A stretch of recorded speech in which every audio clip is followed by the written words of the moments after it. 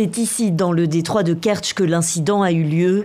Dimanche, 3 navires ukrainiens sont arraisonnés par les militaires russes. Plusieurs membres du personnel sont blessés. Une information confirmée par Moscou, qui reconnaît avoir fait usage de la force. Pour le Kremlin, les navires ukrainiens sont entrés illégalement dans la zone.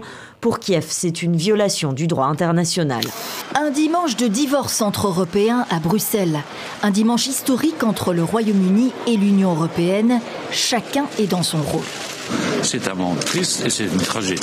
Je défendrai cet accord de tout mon cœur devant les communes, confiante qu'il s'agit du meilleur accord possible. Les chiffres ne sont vraiment pas bons. Il semblerait bien qu'il ne dispose pas d'une majorité de députés pour faire passer cet accord. Il lui reproche tout simplement d'avoir fait trop de compromis.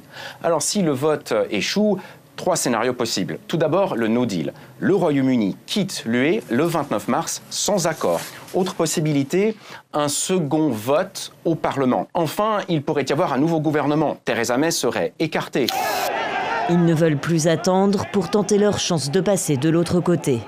Alors, après une manifestation pacifique ce dimanche aux abords de la frontière américaine, certains de ces migrants d'Amérique centrale se dirigent vers une première barrière et contournent la police mexicaine. Près de 500 manifestants les suivent.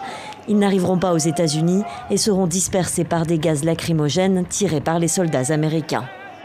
Aminata poursuit son idéal à des milliers de kilomètres de chez elle, à la Cité universitaire internationale de Paris. Mention très bien au bac à Dakar, bourse d'excellence du Sénégal, elle peut subvenir aux 650 € de loyer et finir sa licence de sciences sociales et politiques.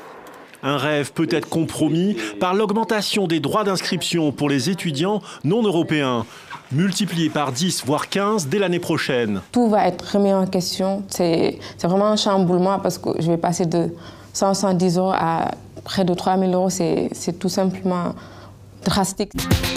Yeah.